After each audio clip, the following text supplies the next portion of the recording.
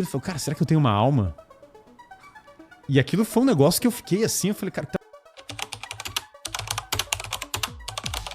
dizer. E aí eu lembro, o dia que eu despertei pra filosofia foi o dia que eu abri um livro do Platão, que era o Mênon.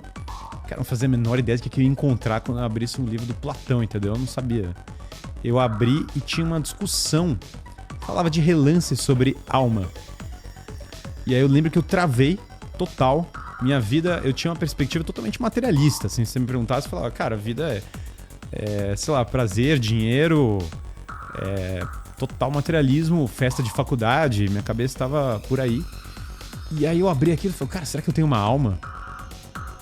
E aquilo foi um negócio que eu fiquei assim, eu falei, cara, o que tá acontecendo com a minha vida? E aí eu comecei a empilhar livros pra tentar entender esse problema. Então eu empilhei livros de literatura e livros de filosofia, eu comecei a ler.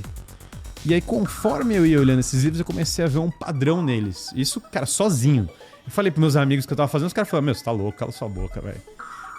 Cara, já tem que passar na prova, você acha que eu tenho tempo pra ler Dostoiévski, entendeu? E o Irmãos Karamazov, Dostoiévski. E aí tem essa cena que me impacta demais, que é o Kolya, que é um menino socialista, que falava as mesmas coisas que eu tava ouvindo na faculdade. Só que ele é tratado, assim, no livro como, cara, uma figura pueril, assim, uma figura meio confusa. E ele tem uma doença, né? E aí tem esse personagem que é o Alyosha. Alyosha é o nome do bebê do Dostoiévski que morreu. E é o personagem cristão da história, né?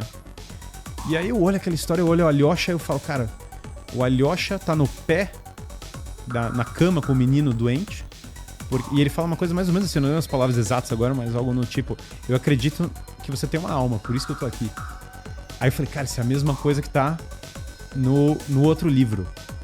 E aí, depois de ler isso no Dostoiévski, eu falei, eu preciso olhar na filosofia esse tema da alma e esse tema se Deus existe, cair em se Deus existe. Porque, naturalmente, você fala alma, assim. pensa, será que Deus existe, né?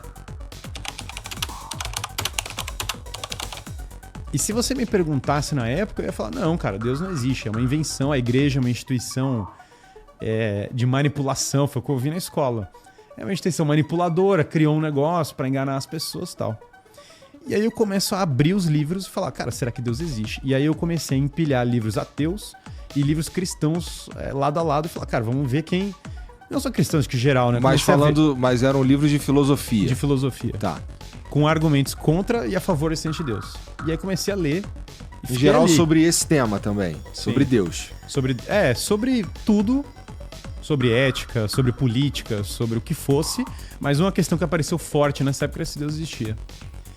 E aí eu me deparei com essas provas da existência de Deus, metafísicas, que estavam lá em São Tomás, estavam lá em Aristóteles, né? Enfim, me deparei com várias coisas, mas eu comecei a reparar um padrão que era o seguinte: os argumentos ateus, no geral, não conheciam bem os argumentos cristãos. Isso vários livros peguei ali. E claramente o outro lado dos filósofos da tese Deus existe era muito mais comum eles conhecerem os argumentos ateus, até porque muitos eram ex-ateus ou coisa assim.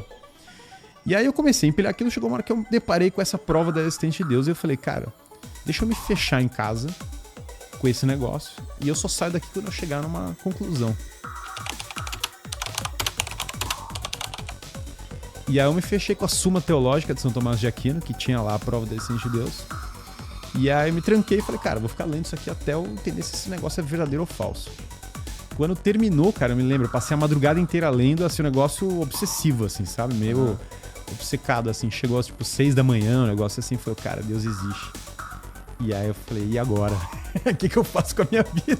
Eu terminei e falei, cara, minha vida ferrou, entendeu? Deus existe, cara, minha vida tem que mudar, sei lá. Tipo, imagina que nessa altura eu não sabia o que era uma paróquia, eu não sabia nada de nada, eu só li o negócio e falei, cara, claramente Deus existe.